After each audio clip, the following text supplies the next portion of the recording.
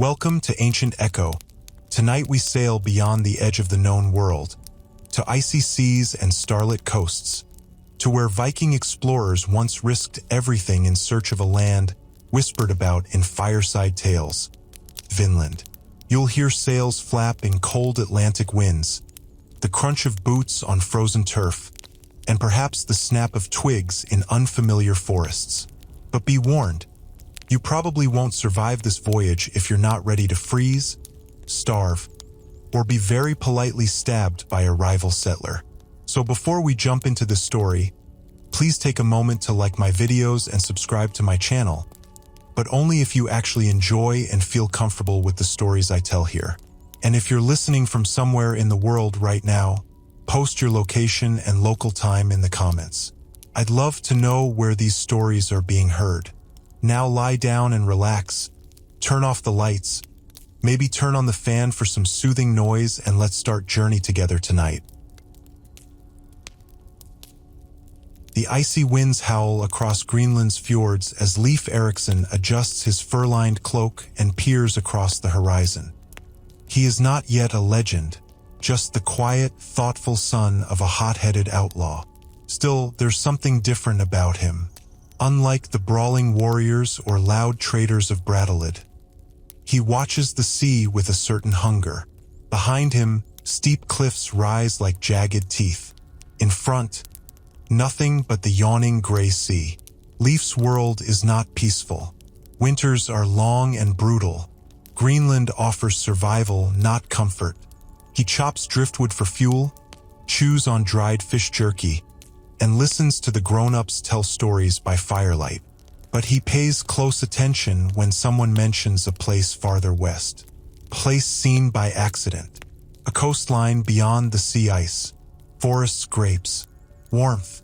The word Vinland creeps into conversations like a dream you barely remember, but somehow can't forget.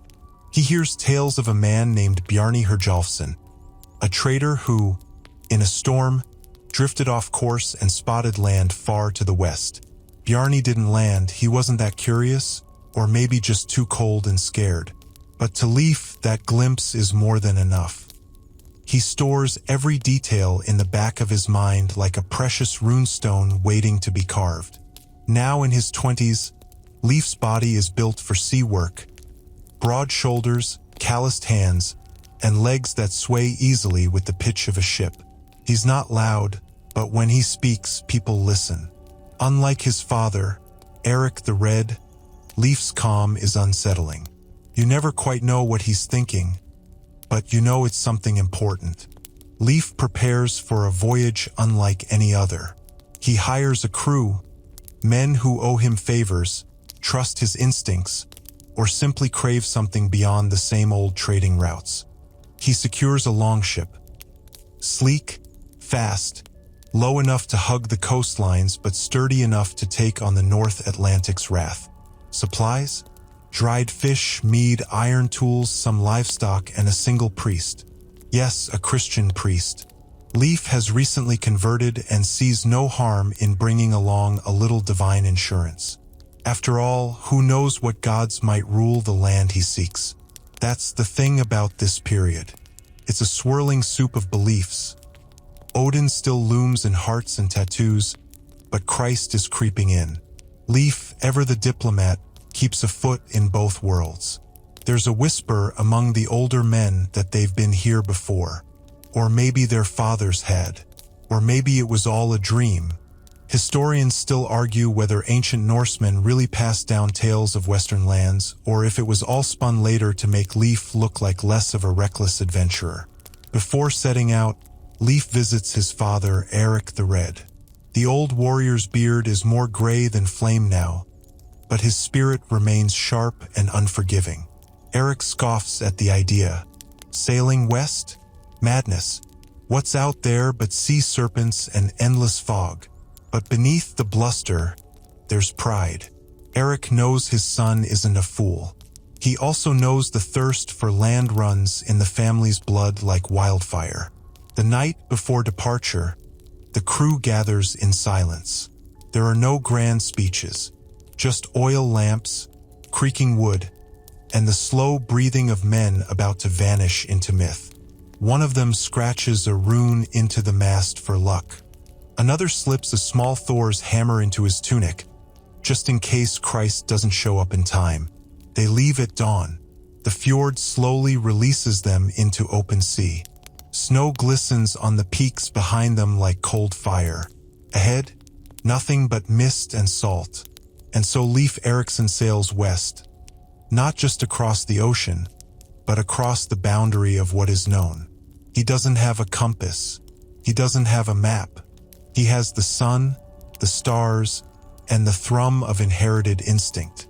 Also, probably a few too many smoked fish. Somewhere, a seabird cries, then vanishes into the clouds. The journey has begun. In order to understand Leif's westward obsession, we have to turn the clock back a little. Maybe crack some ice off the pages of the saga and meet the fiery storm that is his father, Eric the Red. Eric isn't born in Greenland.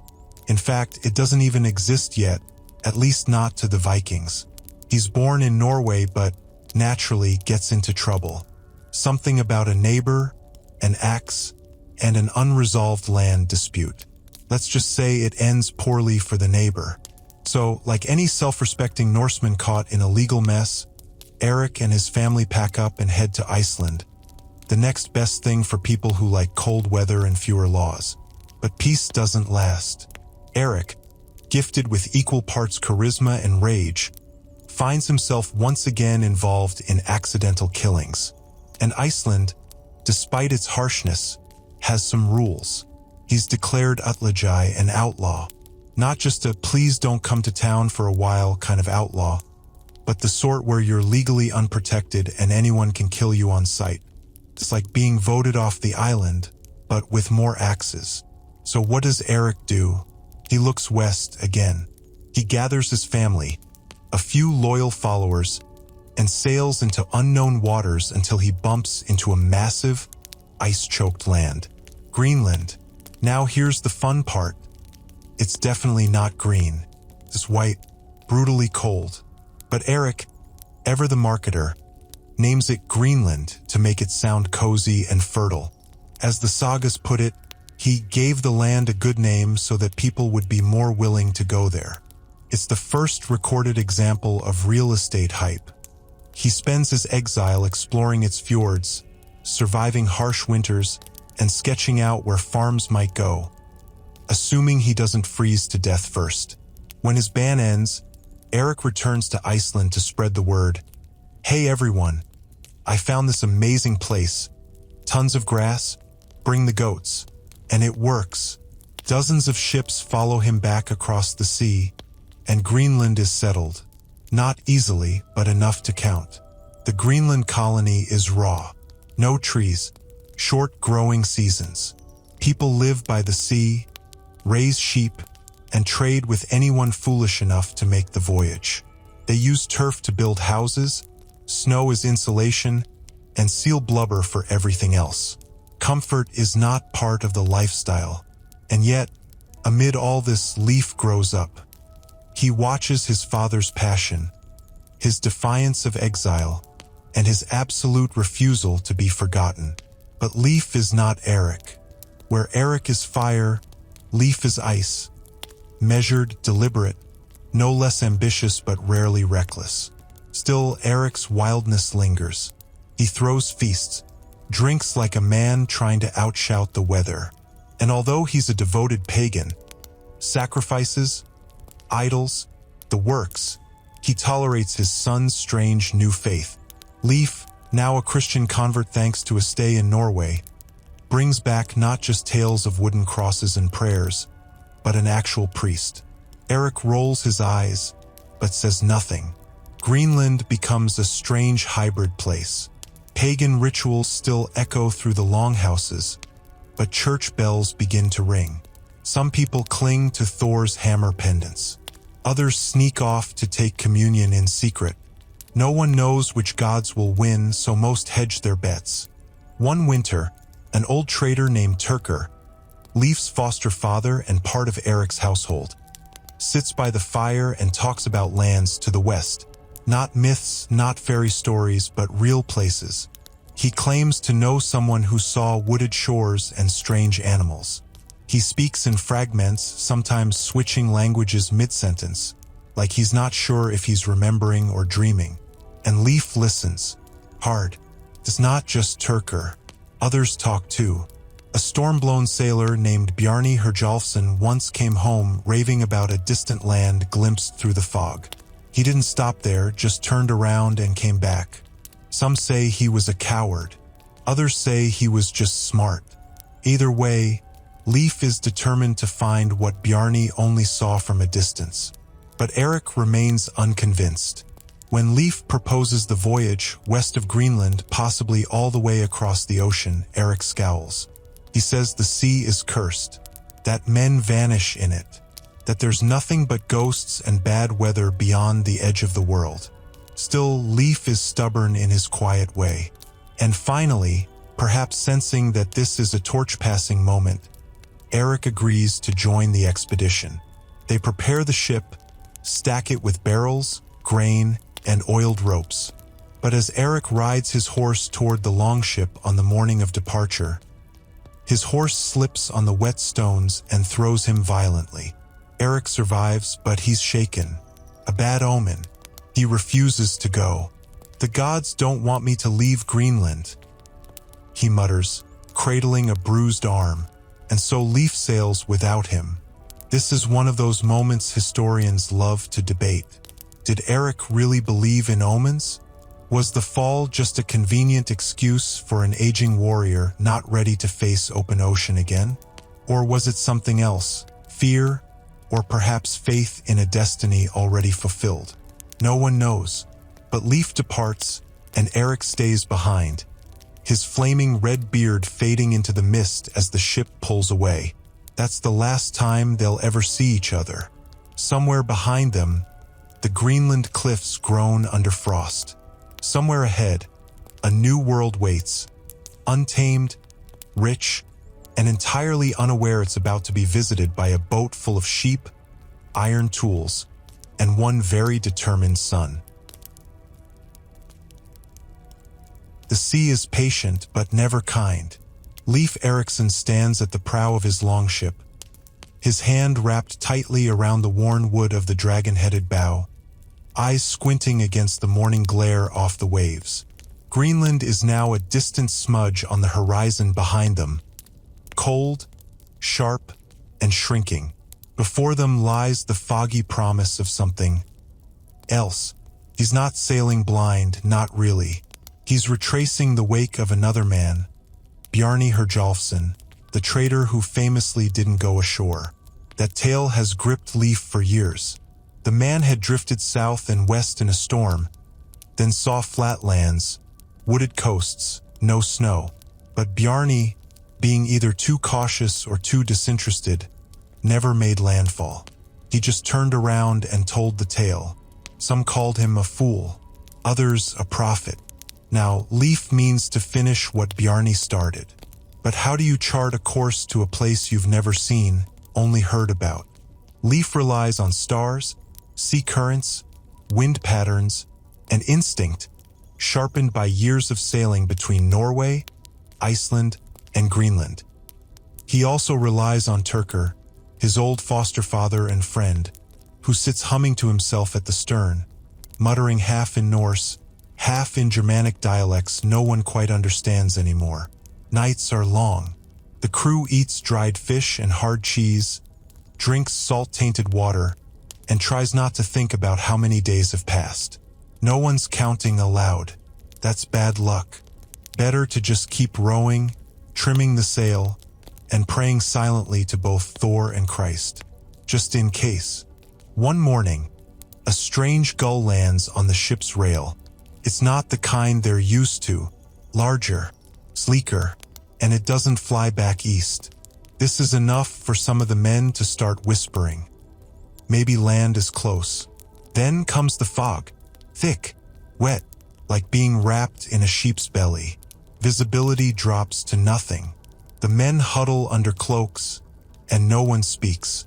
Just the groan of the wood, the slap of the waves, and the constant, maddening drip of condensation off the sail.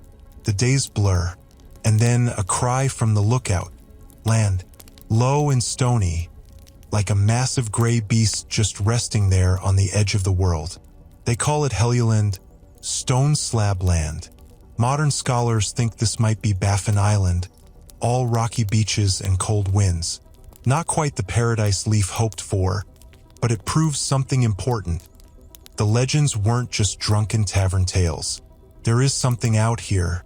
They don't stay long. No forests, no shelter, just rocks and suspicious seabirds. Leif makes a quick decision southward. Days pass. The coast begins to change. Trees now, tall pines, thick forests that breathe with the wind.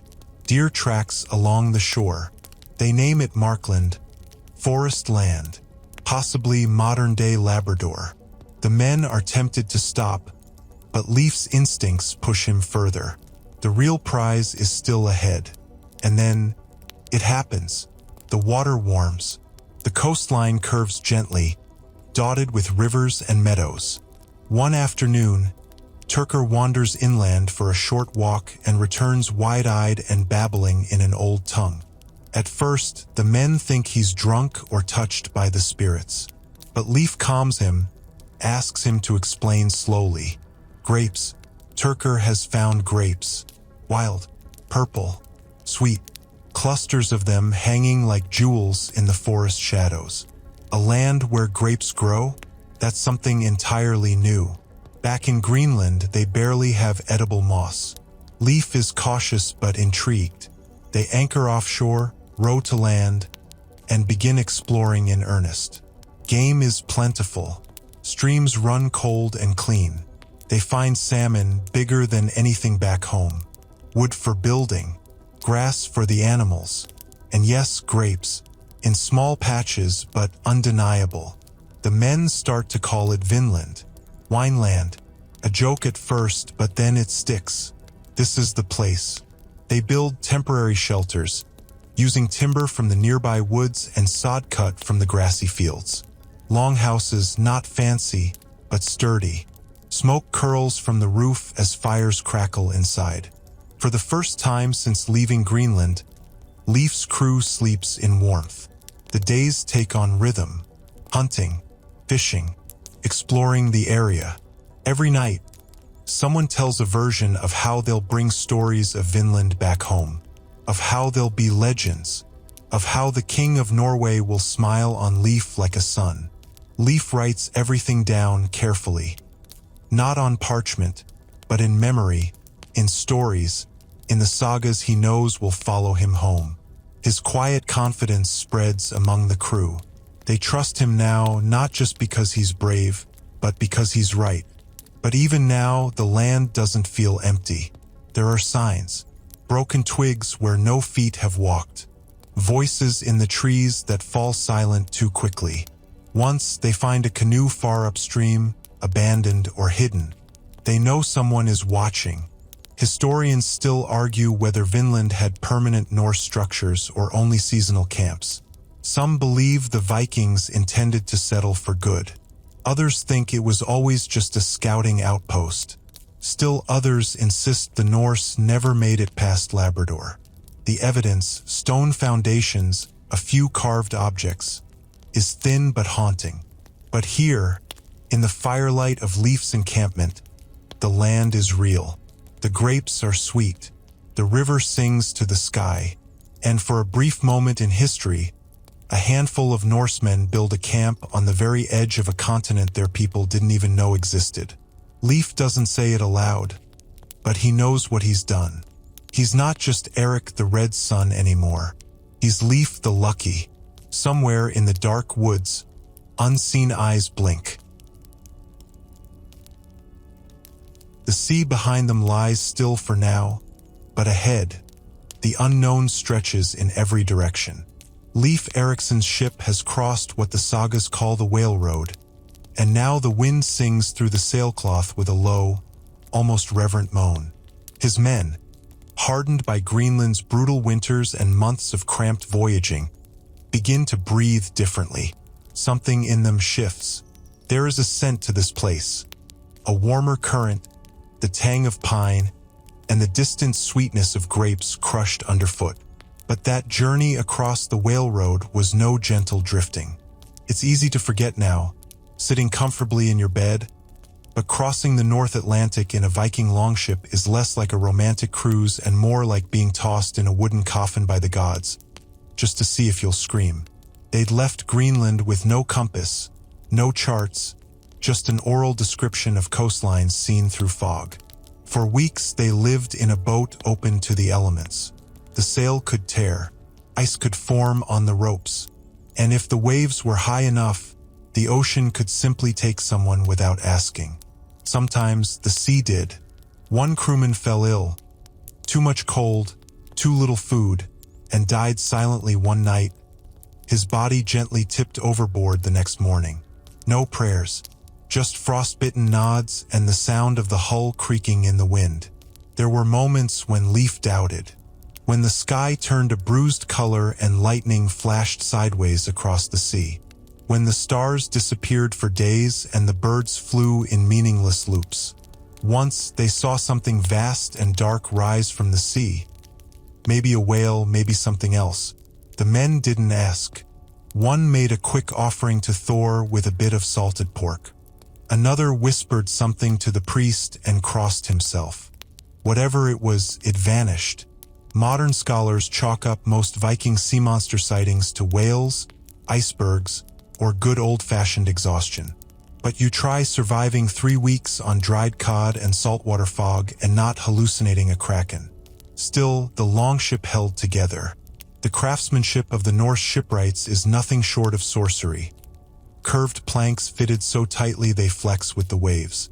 The hulls slice through the water, low and fast, hugging the sea's surface like an animal.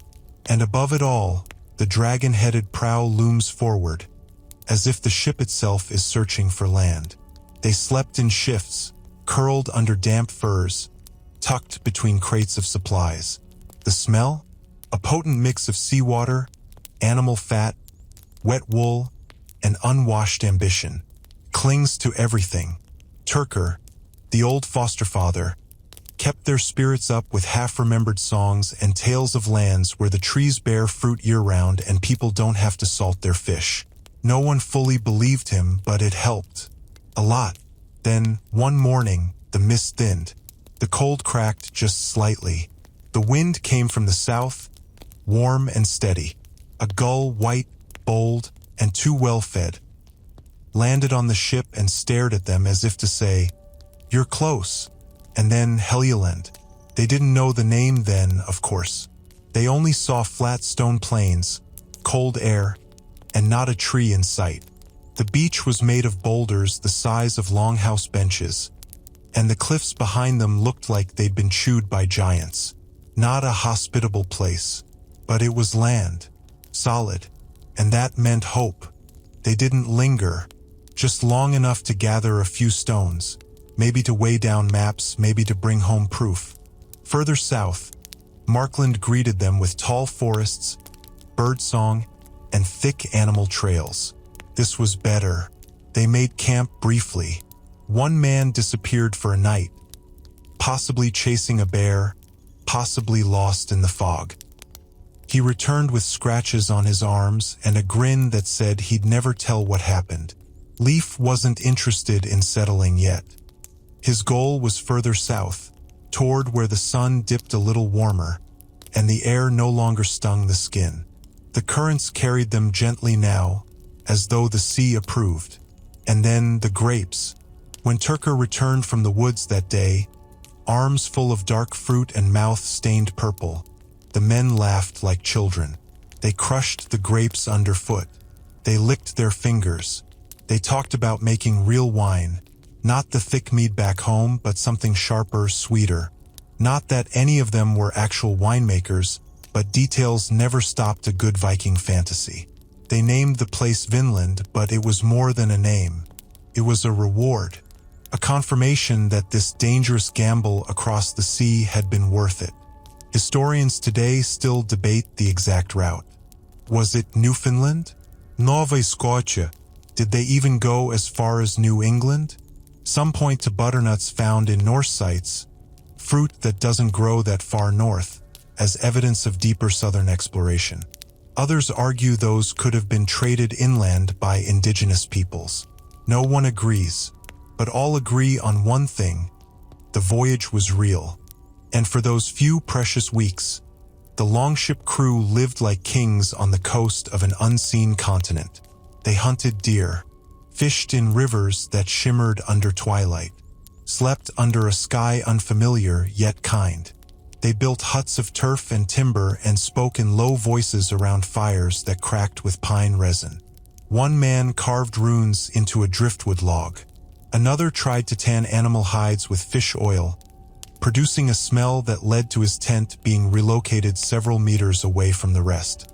The priest attempted a sermon but was drowned out by snoring. Even Turker fell into a steady rhythm of wandering, picking berries, and grumbling about how this was almost like the Rhineland, but wetter. In those days, Leif didn't speak much. He listened, watched the skies, took careful note of the stars and where the rivers flowed. He knew they couldn't stay forever, not yet, but he also knew they'd be back. He didn't need to say it. The sea had brought them here, and the sea would take them home with proof. Somewhere behind the trees, the wind stirred, and something stirred with it. The first time they see them, it's not exactly a meeting.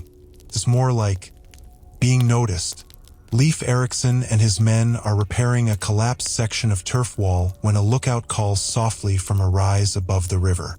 Not a shout, just a hiss through his teeth and a finger pointing toward the edge of the woods. There, half shrouded in the tall grass and morning mist, figures watch them. Silent, unmoving, barely distinguishable from the trees themselves. The Norsemen freeze, not because they're afraid, not yet, but because something ancient hums in their bones. We are not alone anymore. They don't approach. Neither side does. The figures, dark-haired, lightly clothed, spears in hand, melt back into the forest like deer. For the rest of the day, Leif feels the prickling tension of unseen eyes on his back. Still, curiosity overpowers fear. Over the next few days, cautious contact begins. A few Viking traders set out with trinkets, beads, iron nails, bits of cloth dyed red, and leave them near trails. The next morning, those gifts are gone. In their place, pelts. Beautiful, soft furs unlike anything the Norse have brought from home. Trade, it seems, is possible. But names? No one knows what to call each other.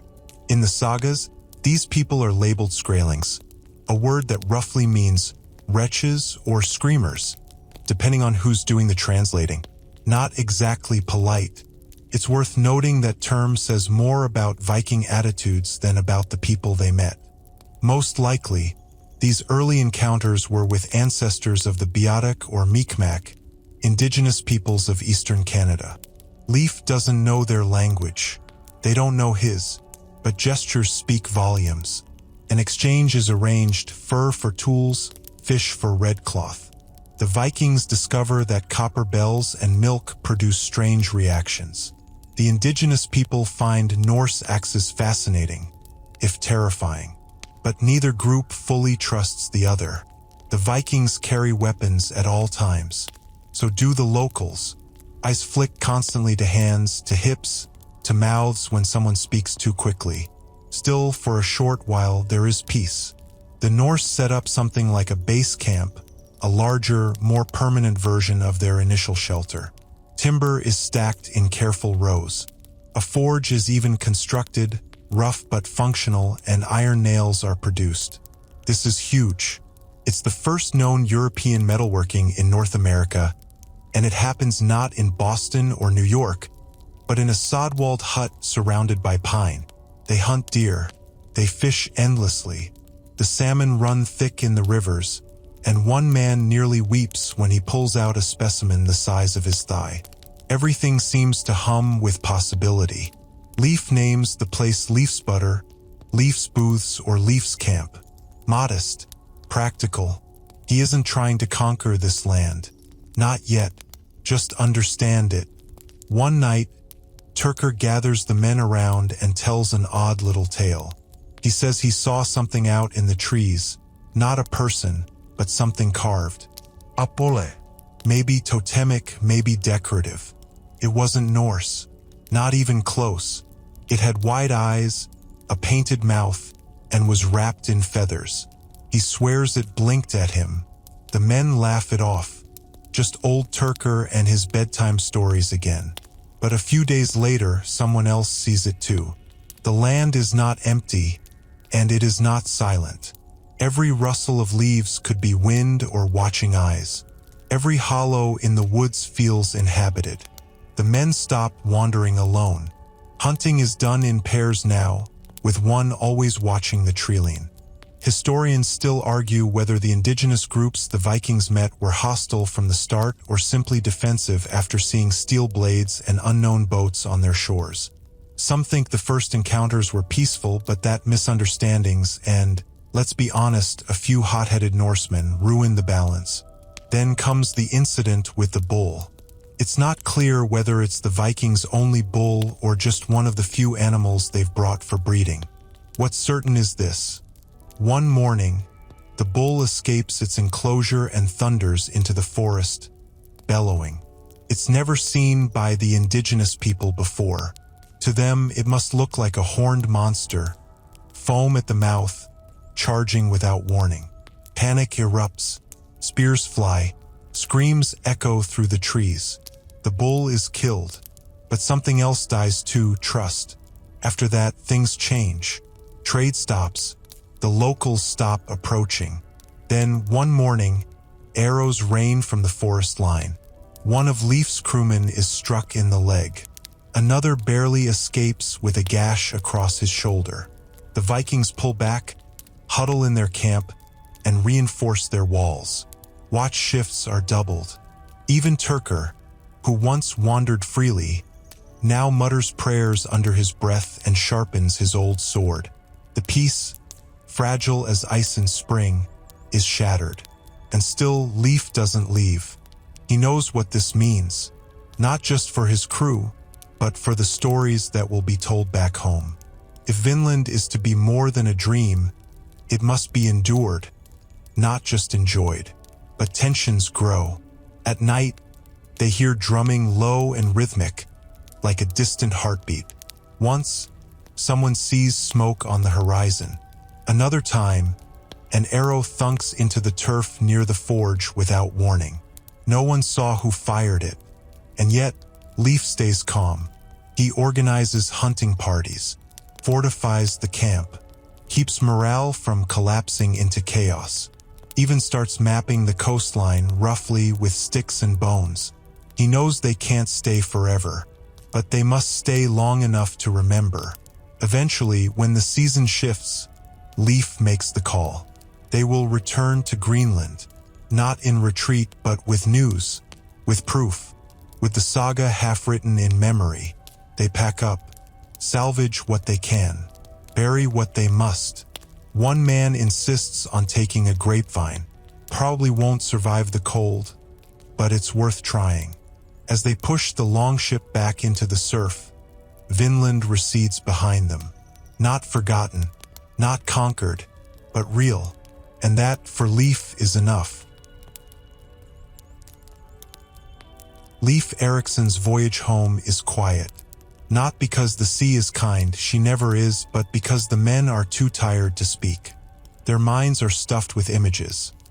Forests thicker than any in Greenland, fish big enough to feed 10 men, and faces in the trees that never quite came close enough to understand.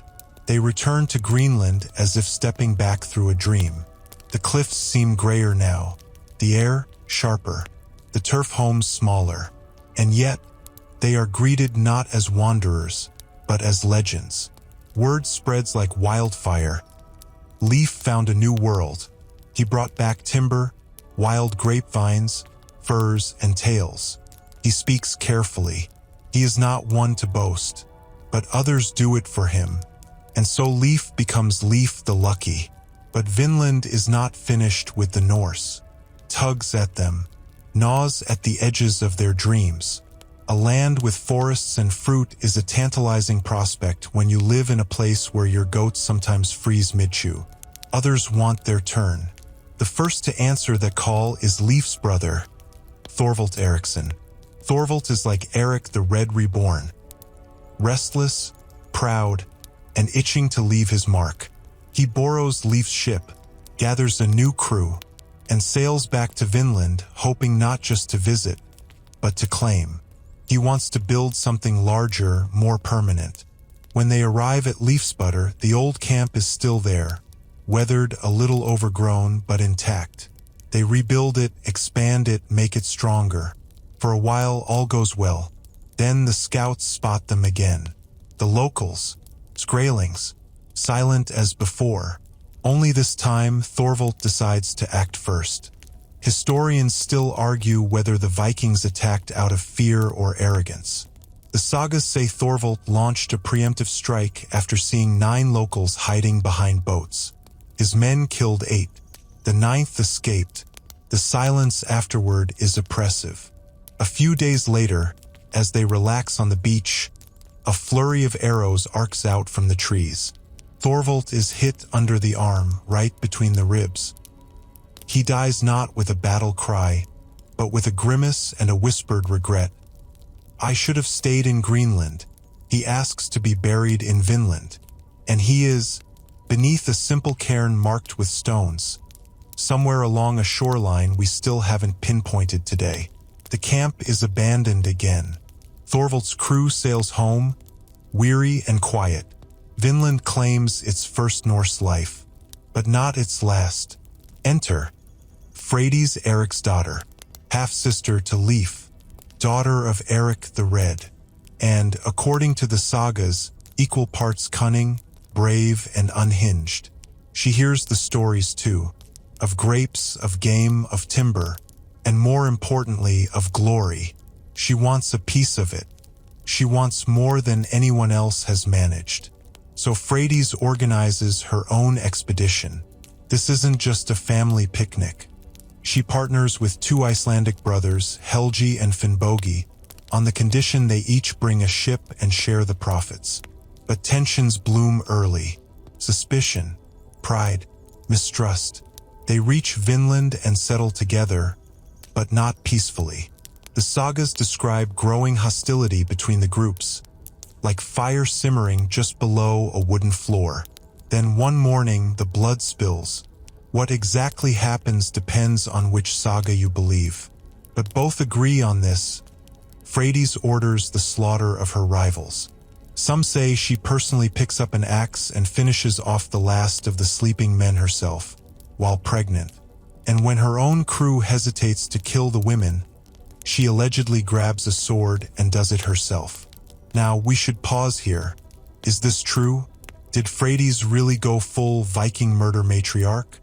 Historians debate it fiercely.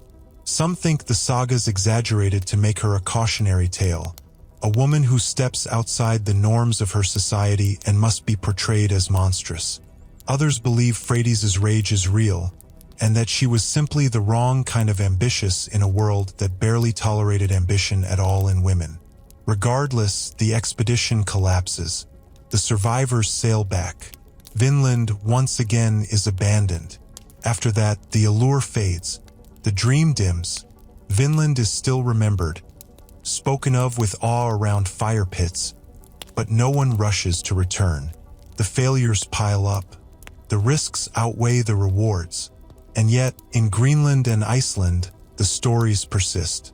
They tell of wild grapes and great rivers, of silent forests, of native peoples who appeared like shadows and vanished like mist, of monsters seen at sea, of carved poles in the woods, of drums heard through the night, and of Freydis, bloody, barefoot, and roaring like a berserker, sword in hand, as her terrified enemies flee into the dark. Some say that if things had gone just a little differently, if Leif had stayed, if Thorvald had survived, if Freydis had sought peace, then perhaps the Norse would have truly colonized America 5 centuries before Columbus ever touched a sail. But Vinland was not ready to be claimed. Or maybe, just maybe, it was, and the Norse weren't ready to keep it. The nights grow longer, the days harsher, and the Vinland dream, once radiant with sunlight and ripe grapes, begins to dim under a low, gray sky. No more expeditions follow Freydis's blood-soaked adventure. Not from Greenland, not from Iceland. The North Atlantic whispers of opportunity, but also of ghosts, of men buried in foreign soil, of arrows from unseen hands, of ships that left and never returned. And yet the question lingers, why? Why did they leave? Vinland, by all Norse standards, had everything. Timber, precious and scarce in Greenland. Game, fresh water, fertile soil, even iron or in the bogs if you knew how to extract it. So what went wrong? It wasn't one thing. It was all things, layered, woven, a slow unraveling, not a sudden collapse. Start with the winters. Even in temperate parts of Vinland, the cold came fast and bit deep. The Norse had expected mild seasons, but the weather proved fickle. Some years, snow blanketed the huts by mid-autumn. Other times, storms swept in without warning, tossing longships like toys. Tents collapsed. Firewood ran out. Furs froze stiff. One man was found one morning curled beside a hearth, blue-lipped and clutching a pine branch. And the distance Vinland was weeks, sometimes months, from Greenland. A round trip meant carefully timed departures, favorable weather, and immense risk. If a storm took your ship or broke your mast, you weren't just delayed. You were gone, lost, forgotten beneath waves that didn't care about your dreams. Then there were the locals. What began with trade and cautious curiosity turned tense fast. The Bull incident, the skirmish after Thorvald's death, and Freydis's massacre, all poisoned the well. By the time later Norse considered returning, Vinland wasn't a land of resources. It was a land of hostility. Why settle somewhere that greets you with arrows? Still, there are signs the Norse tried to adjust. They reinforced their camps, built better shelters. Some sagas even hint at friendly exchanges with indigenous groups, even alliances. But that's the thing, hint. We don't know. Historians still argue whether real diplomacy occurred or whether the entire saga cycle exaggerated things for drama. The evidence is patchy. Charred wood, iron rivets, butternuts, a single spindle whirl, a smooth stone slab that might have been a smithy bench or just a lucky rock. The Norse left little behind in Vinland, at least little that has survived. And morale? It withered. The promise of Vinland fed on excitement, on discovery. Once that turned to fear and doubt, the mood curdled. Greenlanders returned home with tales not of paradise, but of unpredictable neighbors and endless, exhausting effort. For every crate of furs, there were 3 injuries. For every sighting of grapes, another burial mound. One winter, according to a later tale, a crew decided to overwinter without Leif's blessing. They built a small camp south of the known territory, perhaps closer to today's Nova Scotia. The camp vanished. No survivors ever returned. Was it starvation? Illness? A clash with locals? All of the above? The sagas are silent. And in that silence, fear grows. Another issue. Greenland itself needed help. Erik the Red's colony was fragile. Harsh winters and short summers meant every able-bodied person was essential. If too many sailed west, the home front suffered. Livestock needed tending. Ice-blocked trade routes. Even small population shifts could mean famine. Leif, now aging, saw this. He never returned to Vinland, even though it bore his name. Instead, he governed Greenland's eastern settlement, led conversions to Christianity, and told stories of warmer shores to wide-eyed children who would never sail beyond the ice. Still, even as the dream faded, it haunted them. Vikings are not sentimental by nature, but Vinland became something else. Not just a land, but a symbol. Proof that they had reached farther than anyone believed. That they, wind-burned seafarers in fur cloaks, had touched the edge of the world and lived. For a time, back in Iceland, monks scribbled down the sagas. Oral tales of Vinland, of Leif, of the bull, of Freydis's terrifying howl in the dark. They wrote them not as history, but as memory. Half legend, half report. And always with that maddening vagueness that leaves modern historians blinking at runes, muttering, "Is this real?" Some scholars today insist the Norse settlements were seasonal, just camps for timber runs and exploration. Others believe they intended full colonization but failed. A fringe group even argues that small families stayed behind and intermarried with indigenous groups, vanishing into history like smoke through a treeline. The truth is, we don't know. Lance Aux Meadows, the one confirmed Norse site in North America, sits quiet on Newfoundland's northern tip. Excavated in the 1960s, it revealed turf buildings, ironworking, and unmistakable Norse tools. But it's small, temporary, more of a waypoint than a village.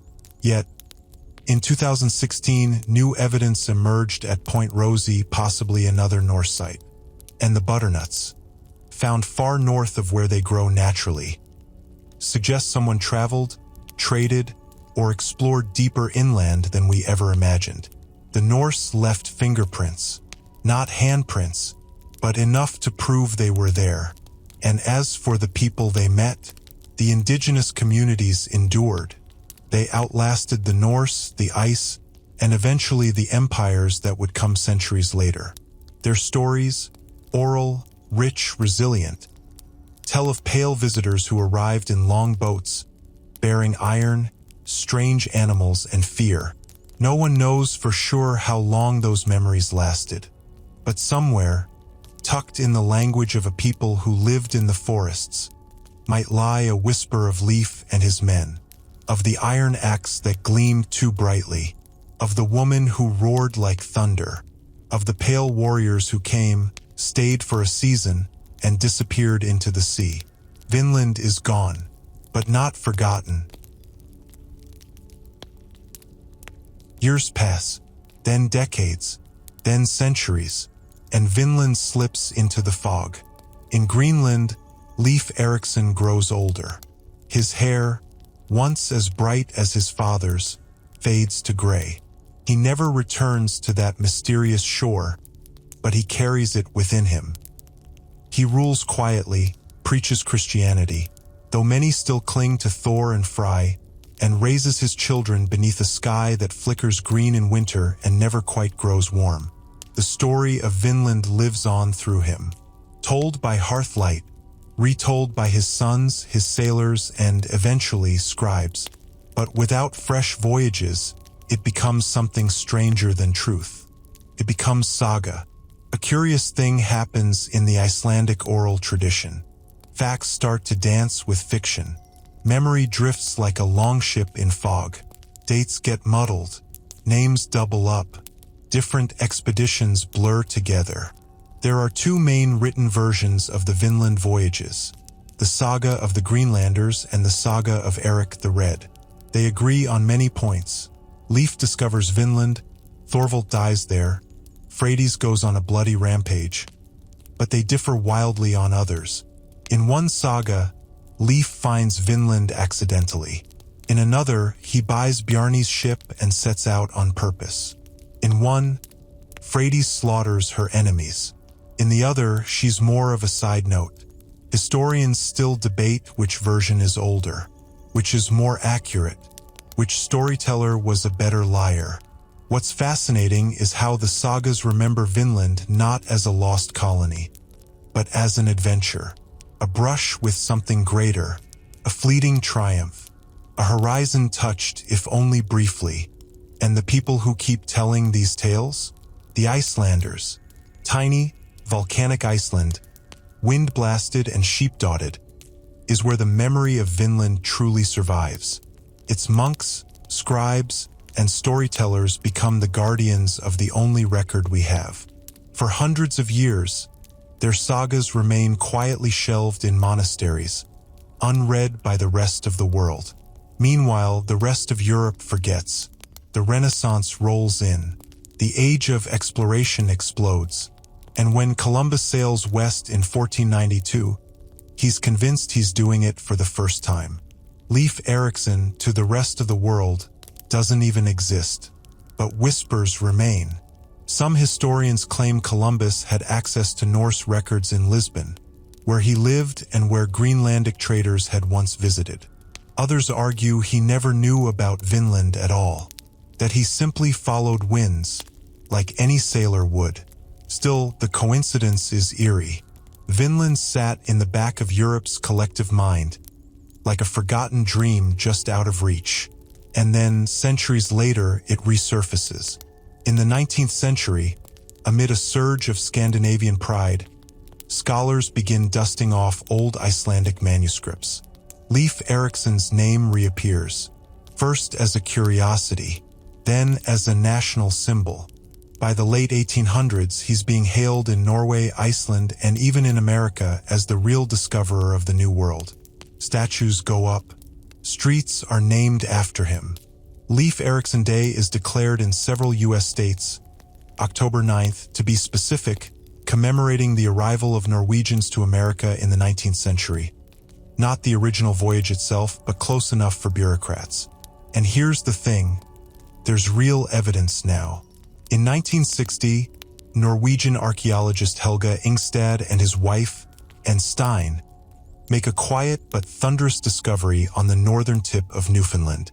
At a site called Lance Aux Meadows, they find unmistakable Norse ruins, turf-walled houses, iron nails, a smithy, spindle whorls, even a bronze cloak pin of classic Viking design. Suddenly, the sagas aren't fantasy anymore. They're maps. Leif was real. Vinland was real.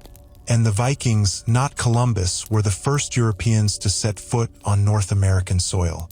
But here's what's curious. The Norse didn't make it stick.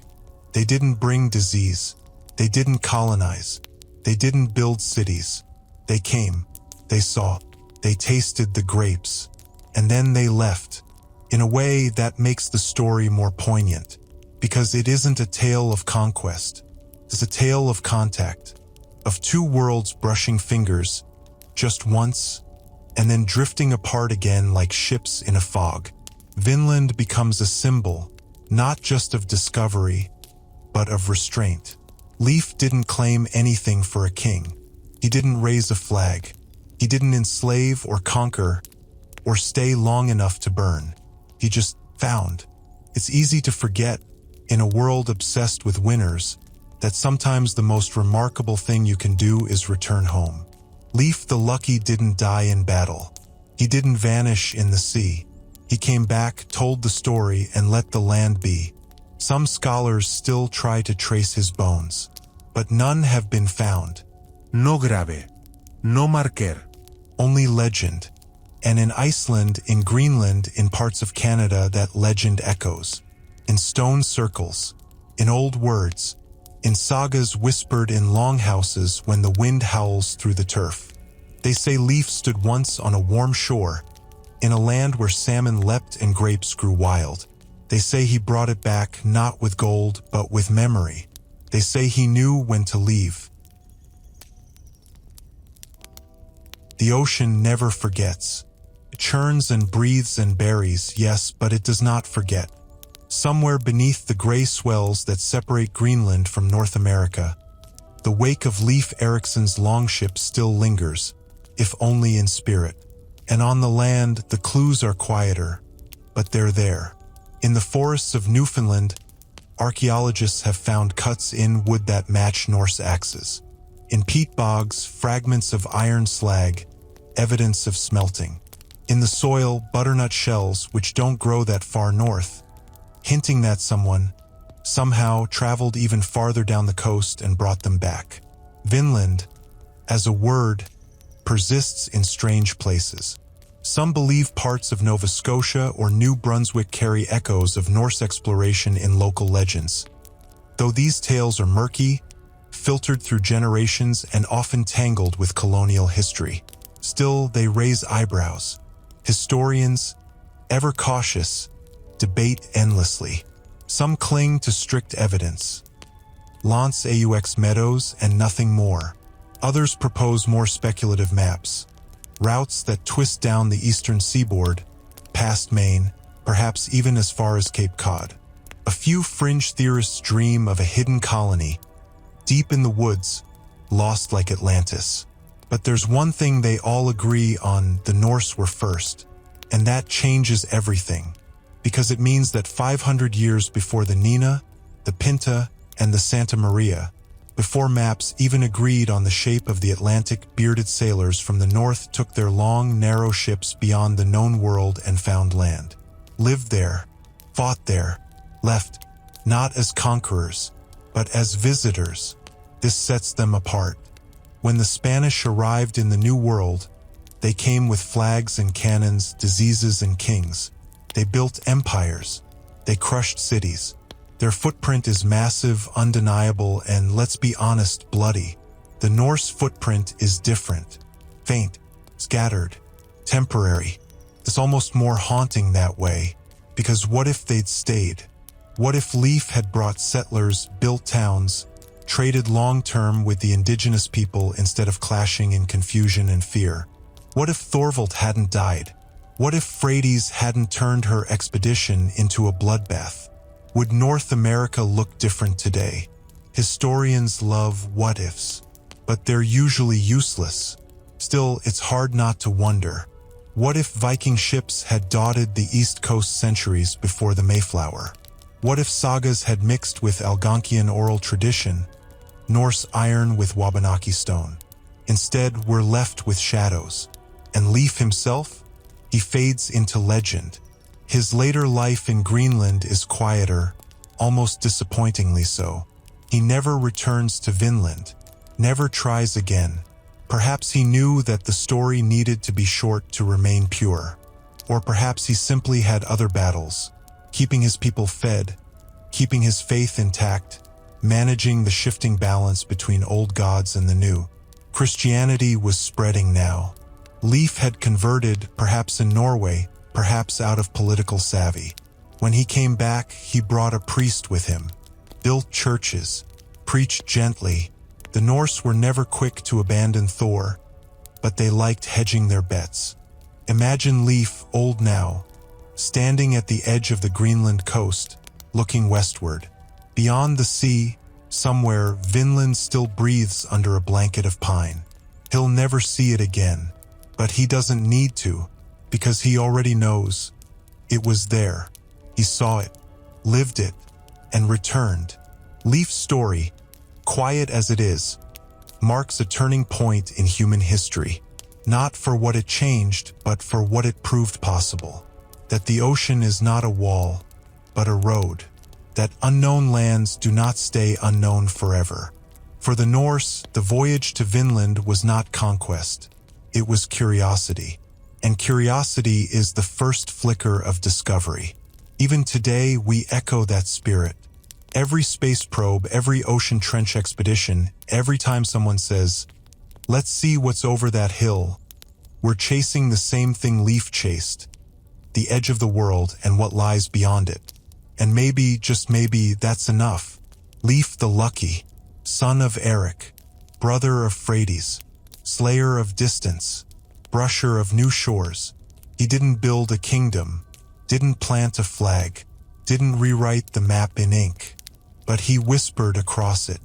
He left a thumbprint in the margin, a note scribbled in saga script. Yes, we were here, and that, for a man whose ship was smaller than a city bus, is no small legacy. The seas have risen and fallen 1,000 times since then, but Vinland waits, quiet, patient, real.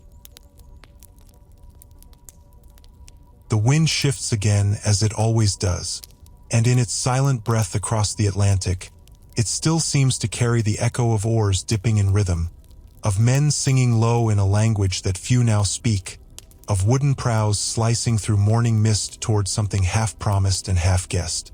Vinland, it was never meant to be eternal. Not like Rome, not like the pyramids. It was a flicker, brilliant, brief, and gone. But somehow, it endures, tucked in the folds of memory and myth. Today, visitors walk the green meadows of Lance Aux Meadows. They crouch inside turf houses reconstructed from the footprint of ancient walls. They run their fingers along iron nails forged by Viking hands. They imagine the crackle of firewood, the laughter of crewmen relieved to feel earth beneath their feet again, the rustle of trees sheltering strangers just beyond sight. There's no grand fortress, No towering runestone. just a hush and the soft suggestion that something happened here. Something different. Perhaps the greatest triumph of Leif Erikson's journey wasn't reaching a new land, but returning from it with the restraint to say, not yet. He didn't claim. He didn't colonize. He didn't plant a sword in the soil and call it his. Instead, he brought back stories. Enough to make others dream. Enough to make them try even if they failed. And it's those stories that survived the centuries, passed from sailor to skald to scribe. They changed shape, yes. They bent to the needs of each teller. But at their core, they carried truth. That humans are made to wonder, to wander, to seek out what lies beyond the known. The Norse sagas say Leif discovered Vinland around the year 1000. Columbus arrived nearly 500 years later. Yet history remembered one and forgot the other, until Lance Aux Meadows reminded the world that not all firsts wear royal crests or arrive with fleets. Some come quietly, in single ships under stars unfamiliar. And maybe that's why the story of Vinland feels softer, not triumphant, not tragic, just human. A rare record of meeting rather than conquering, of tasting rather than consuming. And it leaves questions behind. What did the indigenous people think when they saw the longships? Did they share their own legends about the pale, iron-bearing visitors? Did they laugh about the wild-eyed one who tried to trade for fish using red yarn and butter? Did they whisper warnings by the fire? We don't know, because as much as Vinland is a Viking story, it is also a lost story. Half a tale unfinished. The Norse left, but they weren't forgotten. And maybe neither were the Skraelings. Maybe, in some long-vanished tongue, their word for those strange visitors from the sea still echoes in a forgotten corner of the forest. That's the power of almost. Vinland almost became the first European colony in North America. Leif almost changed the world's map forever. History almost remembered, but there's a beauty in almost. It leaves room for wonder, and that's where the story sleeps best. Because when all the sagas are told, and the iron rusts away, and the forest reclaims the trails, what remains? A man, a ship, a western wind, and a new shore waiting.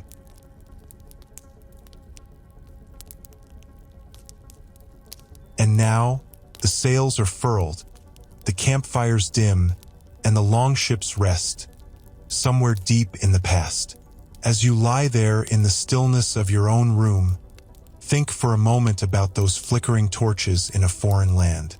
About Leif Erikson, standing at the edge of a pine forest, the ocean behind him, the unknown ahead.